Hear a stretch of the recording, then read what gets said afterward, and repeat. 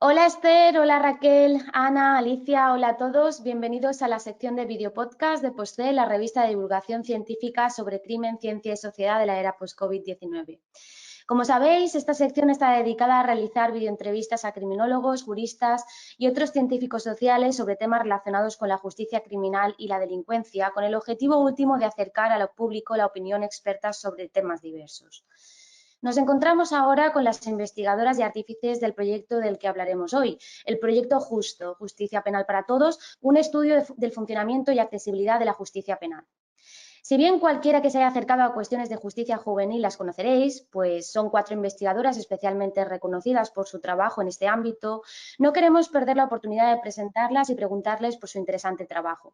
Por un lado, tenemos con nosotros a la profesora Esther Fernández Molina, directora del Centro de Investigación en Criminología de la Universidad de Castilla-La Mancha y responsable del Grupo de Investigación en Criminología y Delincuencia Juvenil de la misma universidad.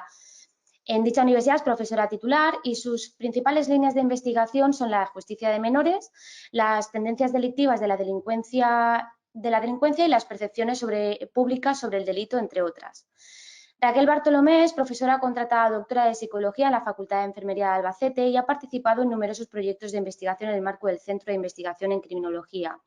Sus líneas de investigación incluyen la delincuencia juvenil y autoinformada, la brecha de género en delincuencia y el desarrollo saludable a lo largo de la vida.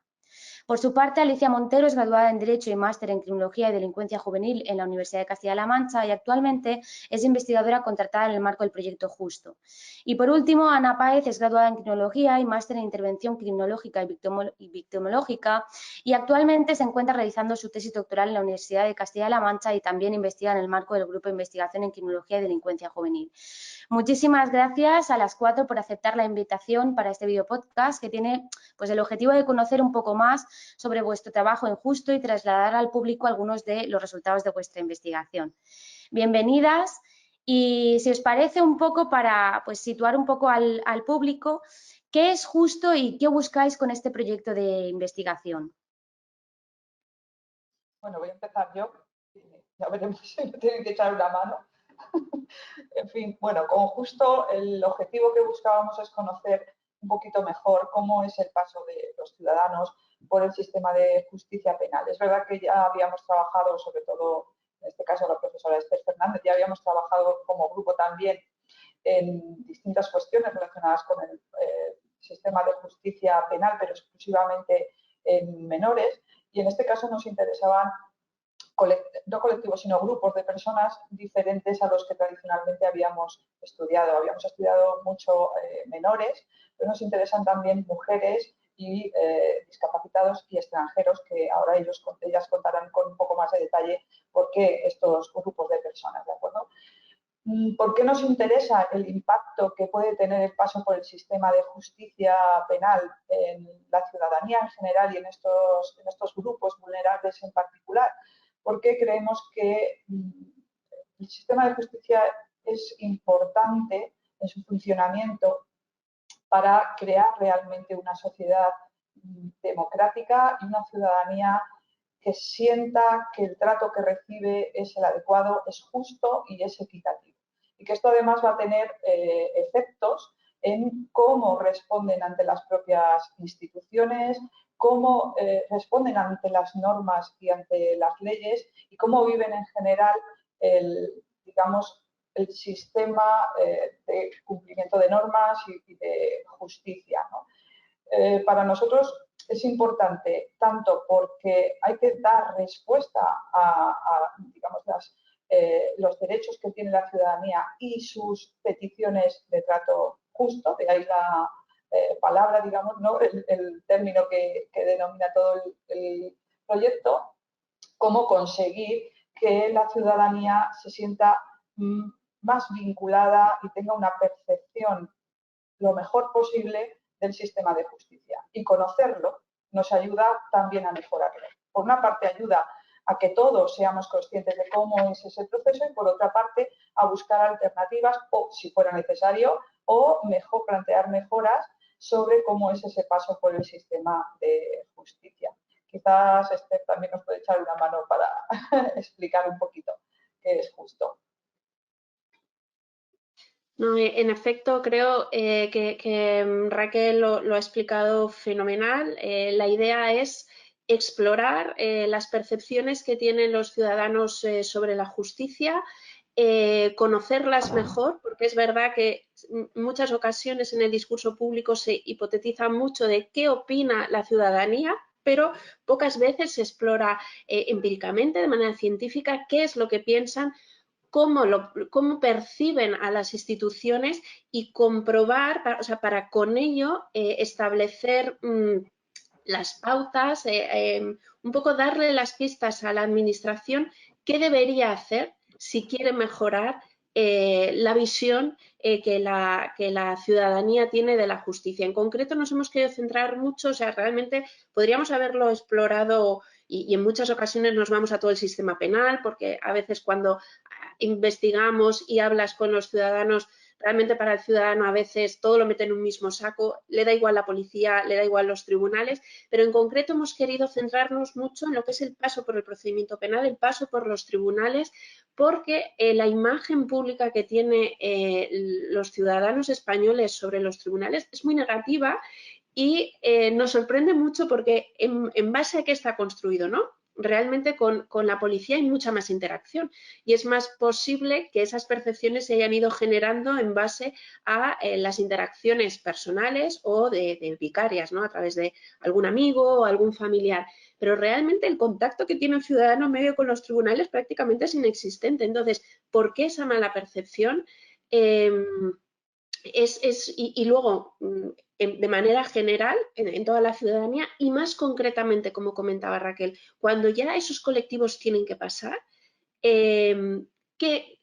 ¿cómo son esas interacciones para que realmente se generen esas, bueno, y conocer si hay diferencias en concreto entre las percepciones que tienen los ciudadanos en general y aquellos que tienen contacto en particular, ¿no? Este es un tema nuclear muy importante porque sabemos que el contacto puede marcar la diferencia, entonces nos interesaba explorar bien esto, la diferencia entre la población general y el que tiene el contacto, por qué sobre los tribunales hay tan mala percepción y luego, bueno, conocer exactamente qué pasa.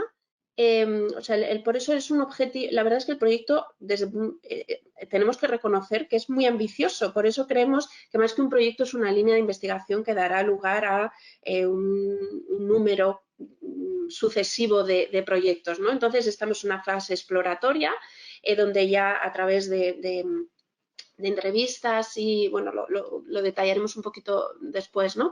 Pero a través, por ejemplo, de un gran sondeo que hicimos un cuestionario a población general con y sin contacto, pues quisimos de manera exploratoria profundizar para luego tener con qué comparar cuando nos centramos en esos colectivos vulnerables, que es realmente lo que a nosotras nos interesa, ¿no?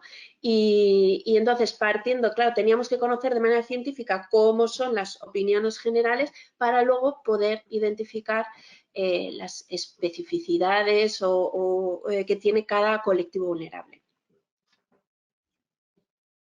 Sí, efectivamente, pues habéis hablado de además de la parte de la población general, habéis hablado de que os interesa también mucho el tema de las percepciones con respecto a una serie de grupos vulnerables, como podrían ser, habéis mencionado las personas con discapacidad intelectual, podrían ser extranjeros y demás. ¿Por qué habéis considerado específicamente a estos grupos vulnerables? ¿Quién empieza? Ya no me acuerdo. Empezaba yo. Vale. En el caso de las mujeres, consideramos que son un grupo vulnerable no por características propias de las mujeres, como puede pasar quizás en otros grupos, sino por el hecho de que son un grupo muy poco representado dentro de la justicia penal. Por fortuna, el nivel, por ejemplo, en un país como España, de delincuencia femenina es muy, muy bajo. Y esto puede suponer una vulnerabilidad porque, en general, los sistemas de justicia, en determinados aspectos específicamente, pero en su conjunto, y todo el paso por el sistema de justicia no está especialmente pensado para las mujeres ni durante mucho tiempo ha sido sensible a las condiciones en las que llegan las mujeres, las circunstancias en las que llegan, ni algunas de sus necesidades. Es verdad que este es un tema que se ha estudiado mucho en otros países, sobre todo en el ámbito anglosajón, y lo que ocurre muchas veces en toda la criminología del sur, todos los países del sur y la periferia, es que asumimos como válidos tanto las teorías como los resultados de los estudios que se han hecho en esos países, que tienen tradiciones diferentes, culturales en general, pero también en cuanto al sistema de justicia. Entonces, damos por supuesto que lo que ha pasado o pasa en otros países con respecto al trato que reciben las mujeres necesariamente ocurre aquí. Pero a nosotros lo que nos interesa conocer es realmente cómo es el paso aquí, en un país como España o en países similares que también pues, con el tiempo nos gustaría tener esta cercanía. Ya lo estamos siguiendo a muchos grupos pues, de otras zonas, ¿no? de Portugal, de Italia, etcétera, para conocer realmente cómo es el paso de las mujeres por el sistema penal, en qué medida el trato que reciben es igualitario o incluso es equitativo o no, y cuestionarlo. No damos por supuesto que no lo sea, sino lo que queremos conocer es cómo es ese trato, si es igualitario o no, si es equitativo o no, y si no lo es, o hubiera cosas que mejorar, poder plantear mejoras desde ese punto de vista.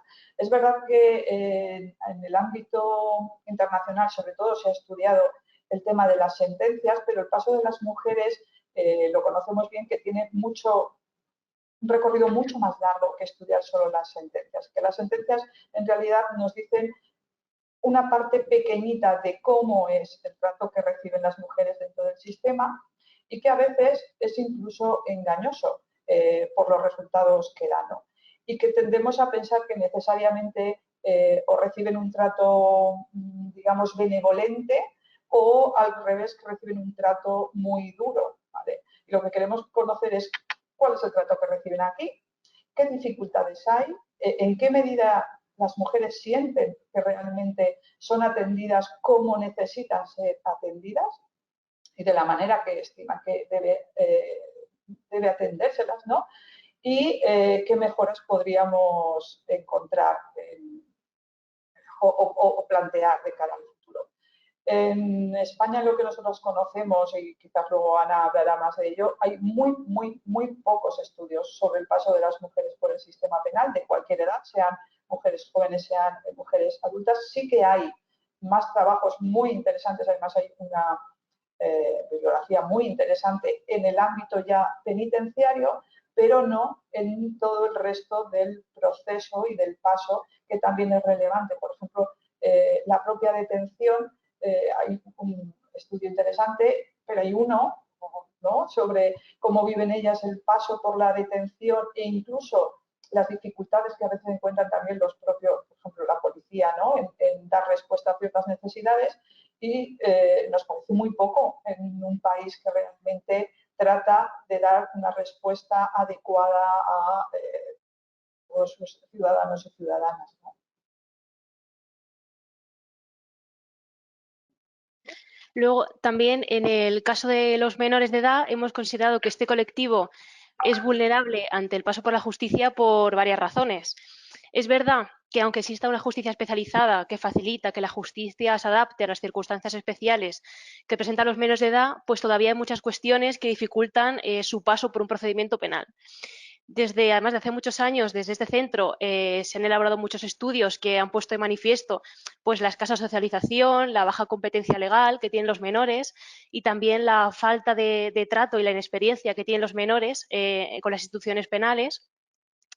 Y también, de hecho, sensibles con esta problemática, desde el ámbito europeo, el Consejo de Europa ha desarrollado también unas directrices para promover pues, que una justicia que esté pensada y adaptada para los menores, que es lo que se conoce como la Child Friendly Justice. Y también, igualmente, en la misma línea, pues el Consejo de la Unión Europea ha desarrollado en los últimos años toda una normativa, como también puede ser específicamente la Directiva 800/16, que está dirigida pues, a garantizar el derecho a la participación, el derecho a la información y todo esto que es muy importante para conseguir que una justicia sea verdaderamente accesible. Y además, ¿qué supone esto? Pues supone que las autoridades legales encargadas de adoptar las decisiones deben informar al menor del resultado del proceso y deben explicarle cómo se han tenido en cuenta todas sus opiniones y todos los factores que han llevado a esa decisión final. Entonces, si el juez explica al menor pues, las razones que han llevado a tomar esa decisión, se está garantizando y también se está demostrando que no se escucha al menor solamente como una formalidad que deben cumplir y ya está. Además, también se pide que es fundamental que los menores pues, sean capaces de comprender los derechos que les asisten, que conozcan todas las fases procesales, que conozcan las funciones que tienen los actores judiciales que intervienen a lo largo de un proceso, de un procedimiento, y para ello pues insisten que debe hacerse con un lenguaje sencillo, que sea accesible, adaptado a las circunstancias concretas que pueda presentar cada menor. Pero, sin embargo, en la práctica hay muchos estudios pues, que han demostrado que los agentes del sistema judicial sí que tienen pues, muchas dificultades para consagrar estos derechos en la práctica, ¿no? Además, aún abundan el uso del lenguaje técnico, una gran velocidad en los discursos que se puede ver pues, si entramos en una sala de juicio. Además, esto, por ejemplo, también lo hemos podido ver en esta propia investigación cuando se hemos preguntado a los propios menores de edad acerca de las decisiones legales que toman y especialmente cuando le hemos preguntado acerca de la conformidad, le hemos preguntado si ellos se habían conformado en juicio o no se habían conformado, pues también se pone en evidencia pues, que tienen pocas habilidades legales, que tienen un entendimiento muy limitado en cuanto a lo que rodea todo el proceso penal y un razonamiento bastante inapropiado cuando tienen que tomar una decisión. Entonces, son muchas las razones y las propias características propias de los menores por las que hemos considerado que este colectivo es vulnerable y que merece ser estudiado cómo es su paso por la justicia y cuál es la opinión que tienen, ¿no?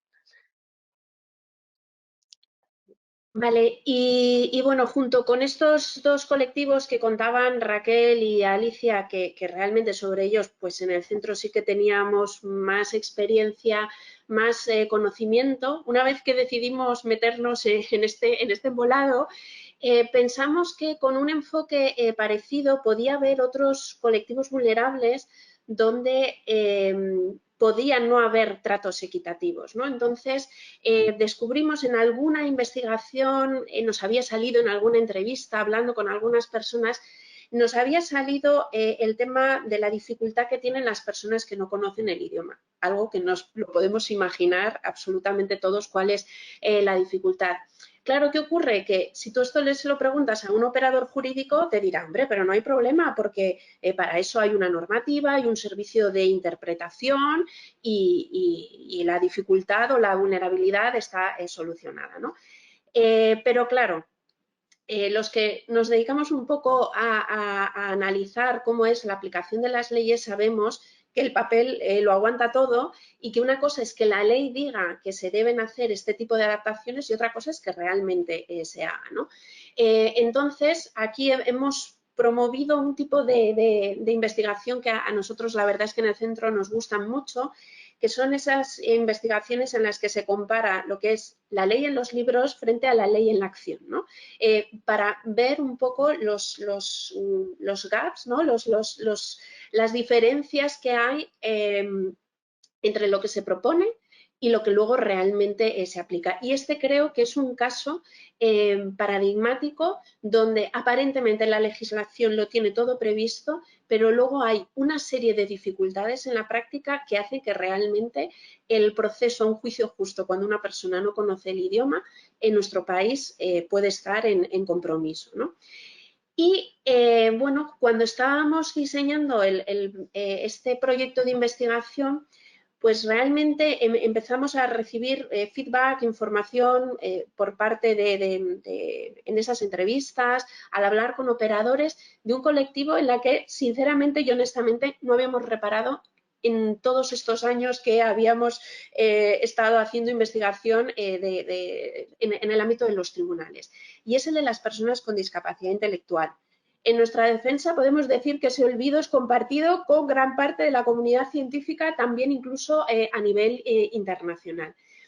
Y es algo que tampoco se entiende muy bien porque realmente es verdad que son muy pocos. Esto hay que ser honestos y reconocer que no estamos hablando de un problema que afecta a muchas personas. Pero hay unos pocos de un colectivo que nos podemos imaginar que es muy, muy, muy vulnerable, pero en el que se aglutinan una vulnerabilidad mayor, ¿no? En primer lugar, sabemos que están sobrerepresentados. Esto es algo que la criminología sabe bien y ha demostrado desde hace mucho tiempo, ¿no? A igualdad de factores de riesgo, las personas con discapacidad intelectual o que tienen problemas de aprendizaje tienen un contacto, su contacto con el sistema o la probabilidad de contacto con el sistema es mayor, ¿no? Esto por muchas razones. En gran parte, la gran mayoría de ellos provienen de un ambiente de pobreza crónica, cuentan con poco apoyo social e incluso, lamentablemente, muchas veces son instrumentalizados dentro de su propio ámbito. Entonces, esto ya les hace que tengan mucho contacto con el sistema, ¿no? Y luego, además, se produce un proceso, o sea, su propia incompetencia les hace que ellos se desenvuelvan mal en el procedimiento. Entonces se crea un problema de puertas giratorias en donde estas personas, que algunos cuestionan incluso si deberían responder penalmente por los hechos delictivos que cometen, pero cuando se estima que es así, que han cometido un delito, que tienen que responder por lo que han hecho, aunque no cometen muchos hechos, o sea, aunque no cometen hechos delictivos muy graves, es verdad que tienen un contacto constante y permanente con el sistema y entran y salen sin que realmente a lo largo de todo el procedimiento se haya atendido bien. Existe toda una normativa por parte de Naciones Unidas. Ahí vimos un paralelismo muy grande con menores, ¿no? En el ámbito de menores, cuando la Convención de Derechos del Niño en el año 90 dijo que había que crear un sistema que hiciera las adaptaciones necesarias, supuso el desarrollo de unos sistemas de justicia juvenil especializados.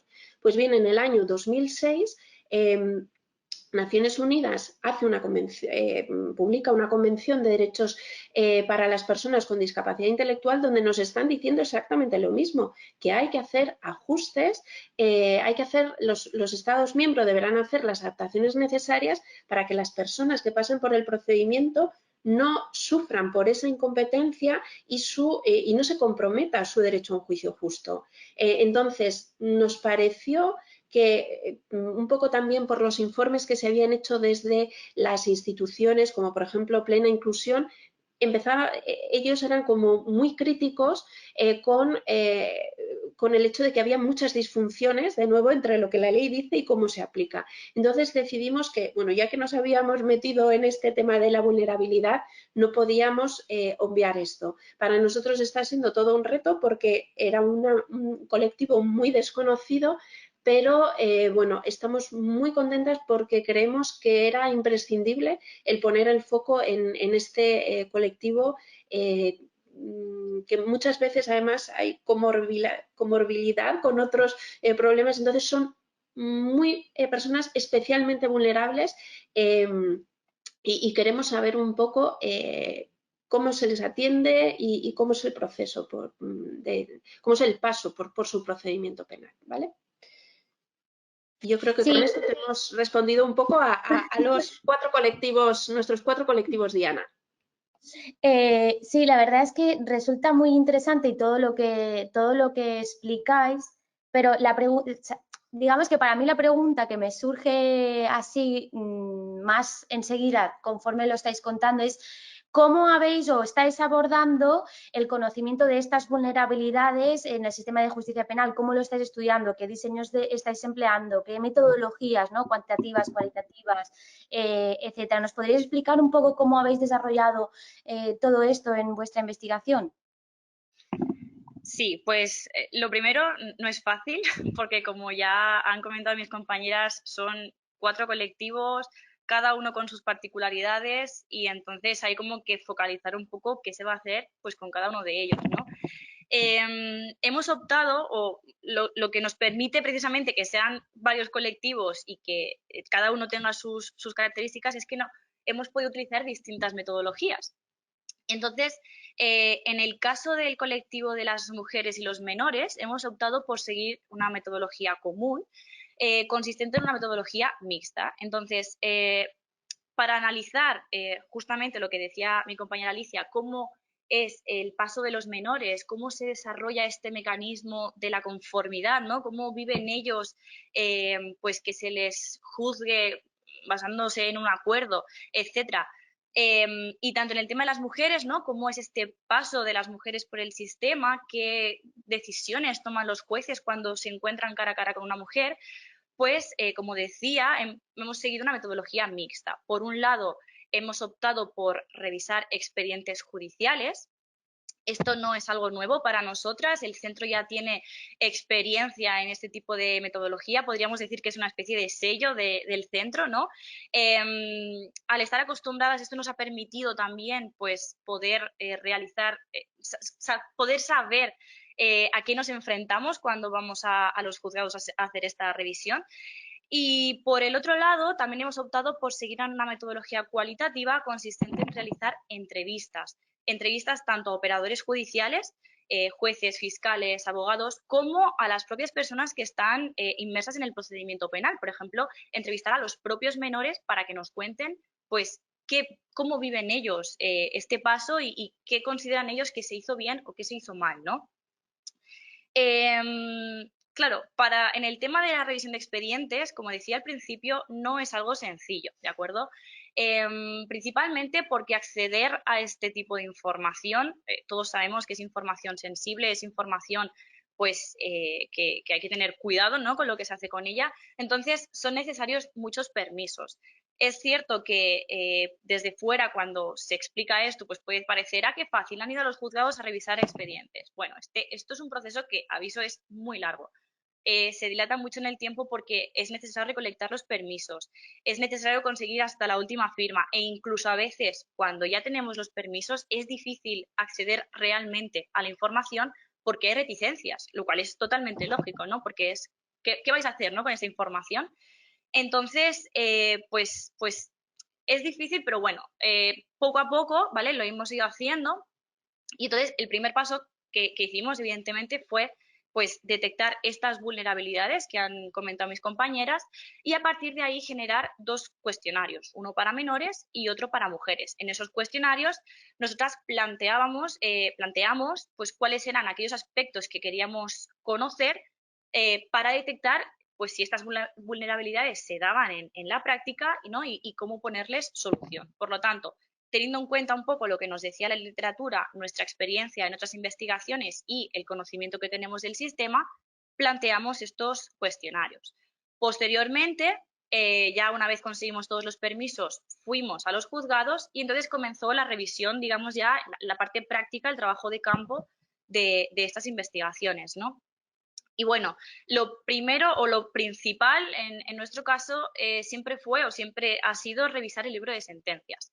El libro de sentencias es muy interesante porque aporta muchísima información sobre aquellos expedientes que realmente nos interesan, ¿no? En ese libro pues se puede consultar el nombre de la persona enjuiciada, su sexo, en qué momento se juzgó, etcétera. Entonces, gracias a esa información, nosotras fuimos seleccionando aquellos expedientes que realmente nos interesaban para nuestra muestra. Por ejemplo, en el caso de mujeres, pues en aquellas ocasiones que veíamos un hombre, pues ese expediente pues, se rechazaba porque nuestra muestra es exclusiva de mujeres porque queremos conocer específicamente a este colectivo, ¿no? Y bien, pues una vez sacamos los listados, empezábamos a hablar con los operadores judiciales, con los trabajadores, para que nos facilitaran esos expedientes y pues poder consultarlos en toda su totalidad. ¿Y qué podemos encontrar en esos expedientes? Pues mucha información y poca información al mismo tiempo, ¿de acuerdo? Porque cuando alguien coge un expediente ve un montón de papeles, está el atestado policial, están las sentencias, los escritos de acusación y defensa, las ejecutorias, etcétera. Pero realmente después hay un gran volumen de información que no es útil, entre comillas, para nuestras investigaciones, que realmente hay que consultarla para saber que no nos sirve, pero que está ahí. Me refiero, por ejemplo, a citaciones judiciales, a avisos, etcétera. Entonces, bueno, pues es cuestión de ir mirando los expedientes, recoger aquella información que nos interesa y ir introduciendo pues la información de esos cuestionarios en una base de datos. Esto tanto en menores como en mujeres, pero luego recordemos que tenemos otros dos colectivos que también tienen como su metodología concreta, que creo que esto lo van a comentar mis compañeras. Vale, y además, además de la revisión de expedientes, como ha dicho Ana, como ha contado Ana, pues también se están realizando estas entrevistas semiestructuradas a los actores judiciales que interactúan con cada colectivo, pues para complementar la información que hemos encontrado en los expedientes cuando realizábamos la revisión. Esta visión profesional, además, nos está ayudando mucho para entender algunos aspectos que nos generan dudas cuando estamos haciendo la revisión de expedientes y, además, como nos dice Ana, pues nos ayudan a plantear hipótesis explicativas a los resultados que estamos obteniendo en el análisis cuantitativo. Con relación, por ejemplo, al colectivo de las mujeres y de los menores de edad, pues estamos realizando entrevistas a abogados, a fiscales y a jueces. Y en el caso de los menores de edad, pues también esos tres, fiscales, jueces y abogados, y también algunos miembros del equipo técnico.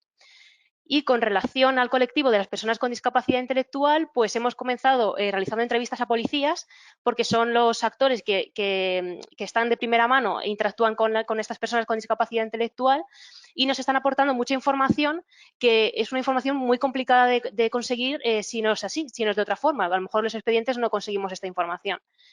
Y por otro lado, pues también se están realizando, como ha dicho Ana, entrevistas a los propios menores de edad para que están cumpliendo una medida para conocer cómo es su visión por el paso de la justicia y que nos cuenten pues cómo ha sido el proceso o los procesos en los que han estado inmersos.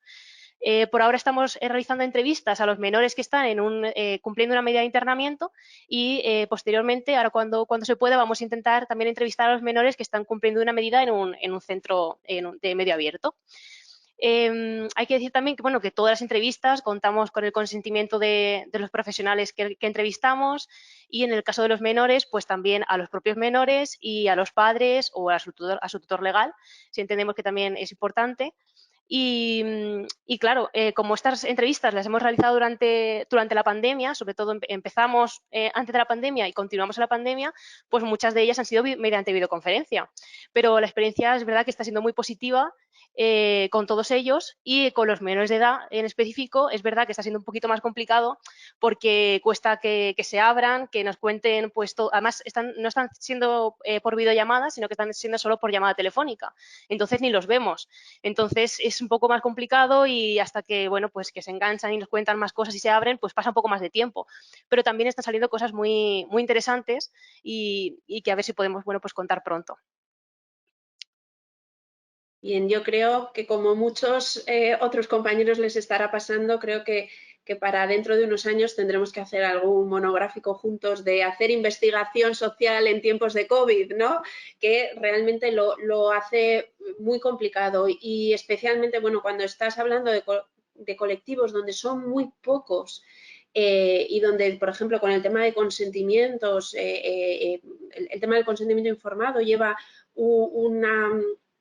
un proceso mucho más complicado, hay que recoger, en nuestro caso, por ejemplo, hacemos como un doble filtro, ¿no? Porque a pesar de que los padres digan que dan el consentimiento, si el menor no quiere o lo vemos un poco presionado, ya rechazamos totalmente, ¿no? Un poco por atender y respetar al máximo el derecho a la participación de los menores. Entonces, esto está haciendo que sea todo muy complicado porque yo entiendo que, por ejemplo, pues para algunos chicos el hacer entrevistas cuando están dentro de los centros que ellos lo están pasando mal porque están teniendo también muchas dificultades para hacer vida fuera, pues que aún encima lleguen, te quieran entrevistar, no se sabe muy bien para qué. Entonces, bueno, cuesta, pero es verdad que bueno, en nuestra defensa podemos decir que lo estamos salvando, pero claro, nunca sabríamos cómo habrían sido esas entrevistas si no hubiera estado este COVID, ¿no?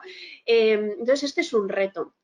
Y luego quería comentaros también que, bueno, en el tema de personas con discapacidad intelectual, lo ha comentado Alicia, hemos iniciado las entrevistas con policías. La idea es poder entrevistar a todos los operadores jurídicos, también hablar con asociaciones que representan a este colectivo e incluso nuestra idea es tener la posibilidad de participar con personas que tienen discapacidad intelectual y que hayan podido pasar por el procedimiento. Es verdad que al ser un estudio exploratorio, simplemente con hablar con los policías ya estamos encontrando muchísima información. De ahí a que yo diga que creo que esto es más una línea de investigación que un proyecto, ¿no? Porque estamos encontrando muchas cosas para analizar y estudiar. Y en el caso de los extranjeros, aparte de querer plantear esa metodología de entrevistas tanto a operadores como a personas con problemas del idioma, que claro, aquí nosotros necesitamos también intérprete para poder hacer esas entrevistas. Bueno, ya tenemos de manera exploratoria, ya tenemos alguna información, pero queríamos poder consultar lo que son las grabaciones de los juicios orales, porque nos interesaba mucho conocer cómo afecta el papel del intérprete al desarrollo normal de un procedimiento, ¿no? Y entonces, bueno, en principio nos parecía que poder estudiar esos juicios orales que desde hace unos años se graban en todos los juzgados, pues era una oportunidad. De hecho, bueno, tanto el Consejo General del Poder Judicial como el Tribunal Superior de Justicia les pareció correcto, teníamos todos los permisos posibles y aquí nos hemos enfrentado con un tema que nos gustaría compartir con nuestra comunidad científica de referencia, que supongo que sean todos los que nos están escuchando, y es los problemas a los que se enfrenta un investigador social que quiere conocer el funcionamiento de la Administración de Justicia cuando esa Administración de Justicia se ha digitalizado. La gran mayoría de la información son ya archivos dentro de los ordenadores de la Administración de Justicia y el Ministerio no ha previsto la posibilidad de que un usuario externo, una persona que no tenga un usuario de la Administración de Justicia, pueda consultar. Esto ha supuesto, de hecho está, por ejemplo, en la revisión de Ciudad Real, ahora mismo está totalmente paralizada porque Ciudad Real fue una provincia pionera en la implantación del expediente digital y todo lo que hay está digitalizado. Entonces ahí, a pesar de tener el apoyo de todos los letrados de la Administración de Justicia, de todo el TSJ, tendríamos la dificultad de ¿y cómo un usuario externo qué hace? El juez, el letrado, le presta a su usuario, en principio no parece muy ortodoxo, ¿no? Entonces, se ha planteado, gracias, la verdad, al apoyo de la Audiencia Provincial de Ciudad Real, tenemos que decir que nos han ayudado muchísimo, se ha planteado al Ministerio del Interior esta situación. Ellos mismos decían que como nadie les había hecho esa solicitud, pues no tenían una respuesta.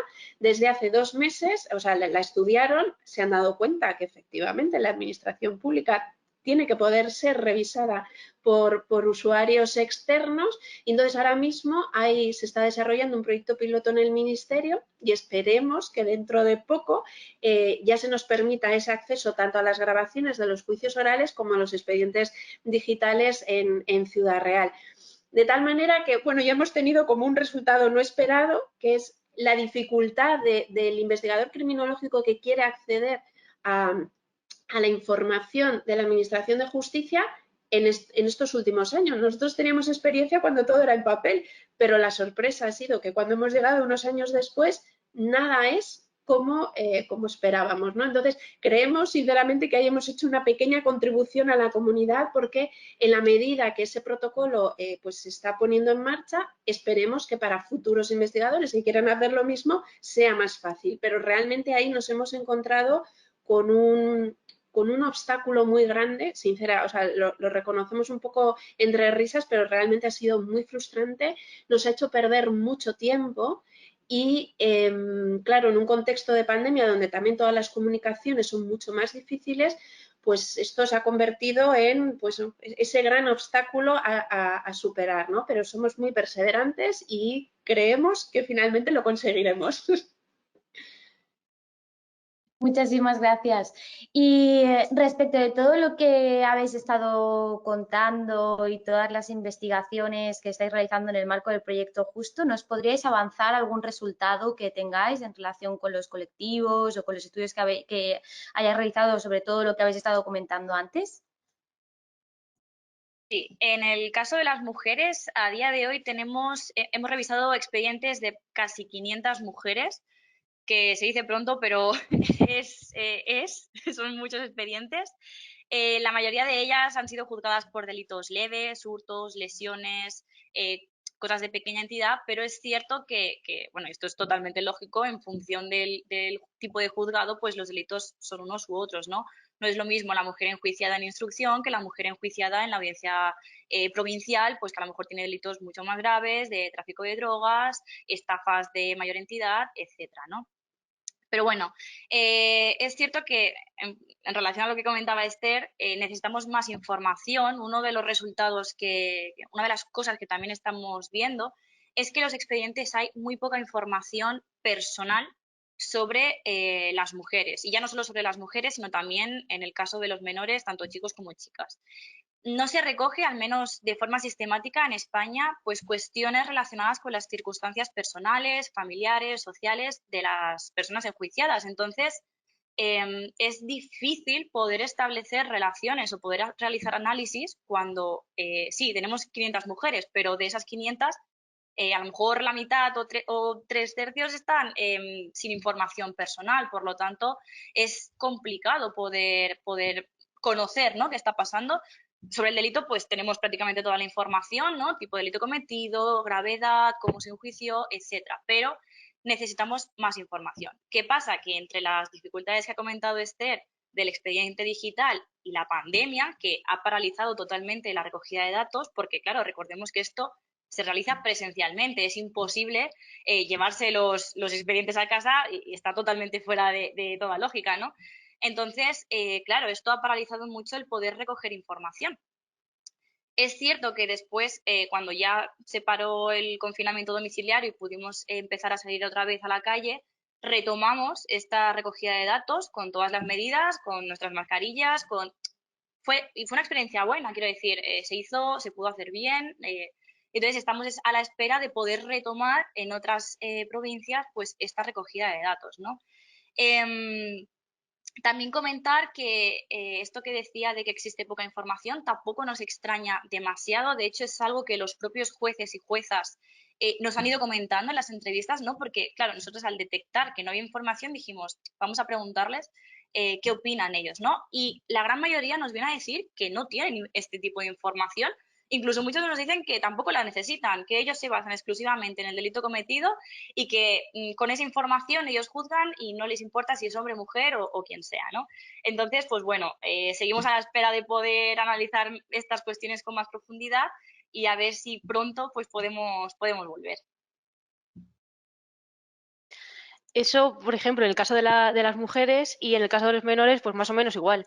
Hemos revisado más de 320 expedientes en los que han estado procesados menores y hemos revisado en las provincias de Albacete, Cuenca y Guadalajara y esperamos a ver si pues podemos seguir retomando la recogida de datos en las provincias que nos quedan. Y bueno, pues los primeros análisis con los datos que hemos recogido hasta la fecha concuerdan con otros estudios previos que dicen que casi el 80% de los menores pues reciben una sentencia de condena, que cometen delitos pues más leves, como unos hurtos, unas lesiones leves. Y bueno, y casi el 40% de los menores pues tienen un historial delictivo. Y luego, por ejemplo, en el ámbito específico de la conformidad, que como he comentado, pues es un tema que nos interesa explorarlo, especialmente, pues hemos observado que los menores que se conforman, pues varían bastante de una provincia a otra. Por ejemplo, en una provincia la tasa de conformidades era casi un 90% y en otra era un 60%. Entonces, era bastante y esto, pues gracias a las entrevistas, por ejemplo, nos han informado que esto puede deberse a las propias dinámicas que tiene cada juzgado, que entre ellos, pues muchas veces pues alientan más o menos que los menores se conformen. Y, por ejemplo, igualmente, un dato bastante curioso es que en una de las provincias sí pudimos anotar el tiempo de duración que tenía la audiencia. En las demás provincias ese dato no se recogía, pero justo en una, pues sí. Y entonces nos pareció interesante y lo apuntamos todo. Y luego, pues haciendo un análisis, hemos visto que en los casos en los que los menores no se conformaban y se celebraba una audiencia normal, pues la media era de 30 minutos, pero sin embargo, cuando había una conformidad, pues es que casi no llegaba ni a los 4 minutos. Entonces pues la diferencia era bastante grande. Entonces, bueno, igualmente son resultados bastante preliminares, pero creemos que nos pueden salir resultados pues muy interesantes y a ver qué tal. Sí. A ver, yo creo un poco, completando lo que comentaban tanto Ana como Alicia, yo creo, y poniéndolo en relación con lo que comentaba Raquel al principio, Gran parte de la evidencia científica disponible proviene de ámbitos anglosajones con tradiciones culturales muy diferentes, ¿no? Entonces, si aquí, por ejemplo, hemos podido observar como dentro de un propio juzgado, aun compartiendo una cultura jurídica y social existen dinámicas distintas, la importancia que tiene el que se lleven a cabo el no asumir, el no recibir una evidencia científica como si fuera propia y hacer esa reflexión, ¿no? Desde luego, ese es uno de nuestros objetivos. Creo que también es muy importante, claro, en la medida, en todos los análisis, sabéis, en toda la bibliografía de sentencing siempre se habla de la comparación entre las variables legales y extralegales, ¿no? Bueno, en el caso de los menores sí que hay mucha información extralegal porque está recogida en el informe del equipo técnico y realmente es una excepcionalidad respecto a lo que es el sistema penal ordinario, ¿no? Pero en el caso del sistema penal ordinario, realmente esa información no se recoge. Claro, muchos dirán, no se recoge, pero seguro que tiene su influencia en la toma de decisiones. Claro, es que los propios jueces nos dicen que tienen poca información sobre las mujeres, por ejemplo, no se sabe si tienen hijos o no a su cargo, no se sabe cuál es su situación económica. Por lo tanto, hay mucha literatura anglosajona que dice que eso tiene un efecto. Pero ¿cómo va a tener un efecto si el juez no lo conoce? Claro, en otros sistemas existen los informes presentencia, donde el juez tiene mucha información adicional con la que tomar la decisión. Pero claro, a día de hoy no es lo que ocurre en la práctica judicial española, ¿no? Entonces, por eso creíamos que era conveniente revisar qué ocurre, o sea, cómo es la toma de decisiones en el sistema penal español por no recibir o no asumir una evidencia que puede no corresponderse con la del país, ¿no? Y luego, en relación a los otros dos colectivos, bueno, por ser breve, en el caso de los extranjeros que no conocen el idioma, ya inicialmente tenemos como dos resultados que creo que lo condicionan todo, ¿no? Uno de ellos es el hecho de que no existe un procedimiento, aunque la ley lo dice, la ley dice, y además esto es una normativa que la hemos recibido un poco de la Unión Europea, que lo exige a los Estados miembros, que dice que debería haber un procedimiento para determinar si una persona tiene las competencias lingüísticas suficientes para necesitar o no apoyo por parte de un intérprete. Cuando hemos hablado con los operadores jurídicos, con los intérpretes, ellos nos dicen no hay un procedimiento. Es la intuición, la sospecha, pero no hay una manera objetiva de tal manera que bueno, ahí hay una gran inseguridad donde dependiendo de quién sea el operador jurídico, el intérprete será llamado o no, pero sin que haya una constatación de cuáles son esas competencias lingüísticas. Cuando además todos los expertos nos dicen, todos los intérpretes nos dicen, o tienes unas competencias lingüísticas altísimas o yo te recomendaría siempre la presencia de un intérprete porque de alguna manera puede haber sobreentendidos y tú puedes acabar tomando malas decisiones o decisiones que van en tu perjuicio, ¿no? Y luego, este sería un problema. Luego estaría el tema de la calidad de la interpretación. A pesar de que la ley dice que tiene que haber una base de datos con intérpretes y traductores jurados, no está funcionando así el sistema de traducción en España. Está subarrendado a una empresa que contrata intérpretes en los que en unas ocasiones manda intérpretes jurados y otros no. Entonces, lo que estamos viendo y por eso es donde queremos profundizar, ya tenemos ese resultado preliminar y queremos profundizar ahí, es cómo afecta cuando llega un intérprete que realmente no es un profesional y no sabe cómo debe comportarse en la sala, cómo afecta al desarrollo normal de un procedimiento y en qué medida los derechos de ese ciudadano se ven afectados, ¿no? Creemos que es un tema de capital importancia porque realmente la vulnerabilidad es amplísima, ¿no? O grandísima. Imaginemos que nos vamos a un país, nos vamos a China, nos detienen ahí y de repente consideran que con una persona que medio habla español sin saber muy bien la traducción. Es una profesión donde los intérpretes tienen un montón de competencias y un montón de habilidades que ponen en marcha en el procedimiento. Entonces, lo que queremos es comparar un poco si la profesionalidad del intérprete o la ausencia de profesionalidad afecta a lo que es la interacción que se produce en el juicio oral, ¿no? En este caso. Y luego, en el caso de las personas con discapacidad intelectual, creemos que ahí es un gran, permitidmelo así en un lenguaje coloquial, es un gran melón por abrir, porque realmente estamos detectando muchas disfunciones, como ya denunciaban las asociaciones. El gran problema que hemos identificado ahora al realizar sobre todo las investigaciones con el colectivo de la policía, que son las primeras autoridades legales con las que estas personas tienen contacto, la gran dificultad que encontramos es el tema de la identificación.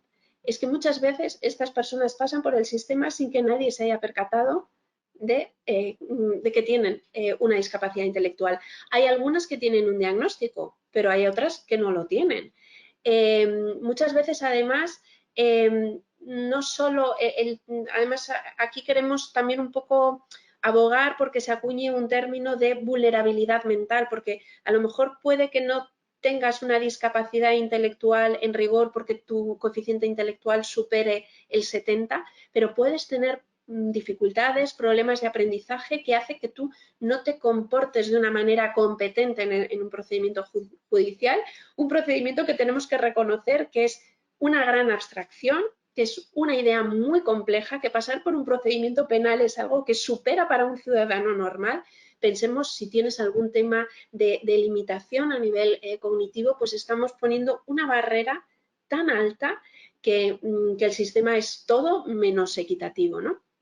Entonces, la idea aquí es que hay muchos sujetos que pasan que nadie lo percibe. De hecho, lo que denuncian las instituciones es que eso se identifica cuando están cumpliendo ya una pena privativa de libertad, que el diagnóstico llega en prisión y no antes. Y luego también ocurre que incluso las personas que tienen ese diagnóstico, ¿quién va? ¿No? Se supone la normativa dice que hay que realizar unos ajustes de procedimiento, pero lo que estamos constatando es que esos ajustes de procedimiento no se producen. En parte también por cómo funcionan las inercias del procedimiento. O sea, si uno piensa cómo funciona el procedimiento, la rapidez, la agilidad, la rapidez con la que se hace toda la toma de decisiones en una declaración cuando uno está en la comisaría de policía, pero también cuando vas al juzgado y toma declaración el juzgado, cuando es el juicio oral, todo se hace muy rápido. Esto sin hablar de los juicios rápidos, que muchos de estos colectivos, como cometen delitos leves, muchas veces pasan por procedimientos muy rápidos. Claro, pero hay un dato que a mí me llama mucho la atención, y es que cuando hablas con los operadores dicen, no, es verdad que muchas veces lo sospechamos, y lo que más nos ha llamado la atención es que el hecho de que haya una sospecha no pone en marcha ningún protocolo. El abogado lo sospecha, el policía lo sospecha, el juez cuando habla con él dice, bueno, aquí parece que hay algo que no funciona, pero esa es la gran vulnerabilidad, es el gran obstáculo a acceder a la justicia de una manera equitativa, es que se está identificando o hay una sospecha de que hay un problema y nadie hace nada, ¿no? Entonces, bueno, queremos un poco hablar con todos para recibir un poco el feedback, porque también es cierto que claro, pongámonos, por ejemplo, en lo que estamos explorando ahora un poco más, ¿no? El proceso de detención en la policía. Es que todo es tan rápido. Luego están también el tema de las inercias profesionales, las luchas por una parte de los abogados con los policías entre sí. Y es tan complicado y tan complejo y se vive todo con tanta celeridad que un problema de estos que exige parar, ¿no? Bajar el pie del acelerador, mirar un poco, hacer una justicia humana, no hay tiempo para ello. Realmente esto es algo que se le escapa al sistema. Claro, yo aquí quiero recordar que hemos demostrado que con el tema de menores se puede hacer una justicia adaptada al menor. Comentaba Alicia, hombre, hay muchas cosas que se pueden mejorar, pero sabemos que se pueden hacer esas adaptaciones. Entonces, ¿por qué no hacerlo también? Claro, el gran problema es el diagnóstico. Deberíamos tener unas herramientas, unos protocolos para que ante la menor sospecha hubiera screening.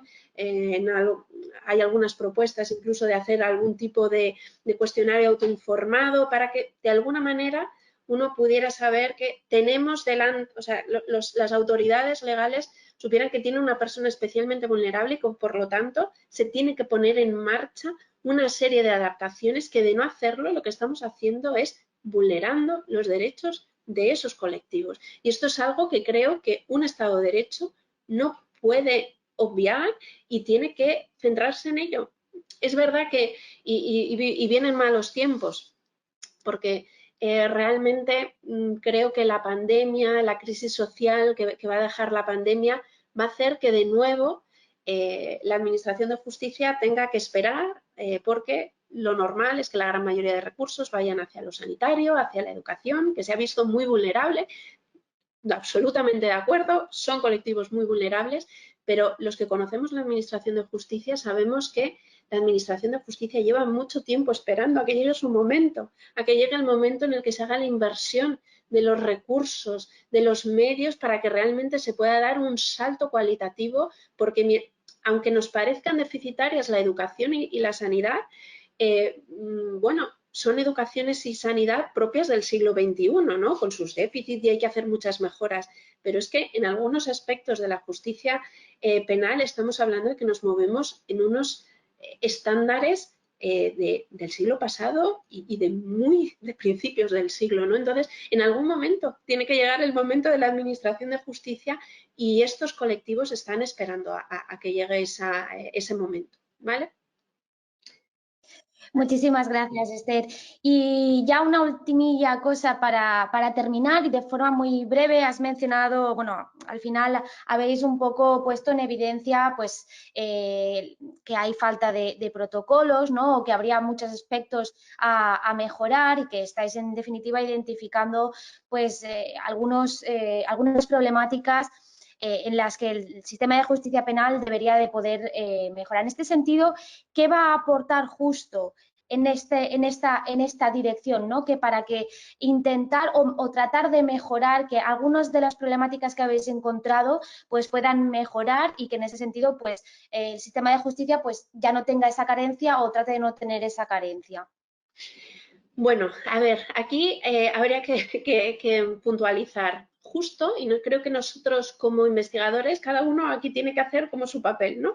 Y yo creo que como investigadores sociales, ¿qué nos corresponde? Por ejemplo, a la comunidad científica criminológica, que es nuestra comunidad de referencia, ¿qué nos compete? Ofrecer las evidencias para que aquellos que realmente puedan cambiar su día a día, lo cambien. Yo no puedo. Yo me gusta cuando hablo con policías, cuando hago formación con policías, abogados y jueces, mi primera frase siempre es la misma. Yo no puedo cambiar el sistema. Los únicos que tienen capacidades de impactar en el sistema son ustedes. Yo lo único que puedo hacer es decirles lo que yo he descubierto, ¿no? Y en esto muchas veces hay debates muy interesantes. Recuerdo bueno, ya un tiempo, unos meses, hablando con un grupo de jueces de menores, recuerdo que decían, es interesante, dice, porque tú me estás contando lo que yo hago en mi día a día, tú me estás como haciendo un diagnóstico objetivo de qué es lo que estamos haciendo, ¿no? Entonces, nosotros esto es lo que podemos hacer, ofrecer evidencias que creo que pueden impactar, incluso podemos hacer propuestas de buenas prácticas, creo que es lo que nos compete, pero ahora el cambio no lo podemos realizar nosotros. Tenemos que estar ahí para producir las evidencias y para dar a conocer las evidencias, para que aquellos que puedan cambiarlo, pues lo hagan, ¿no?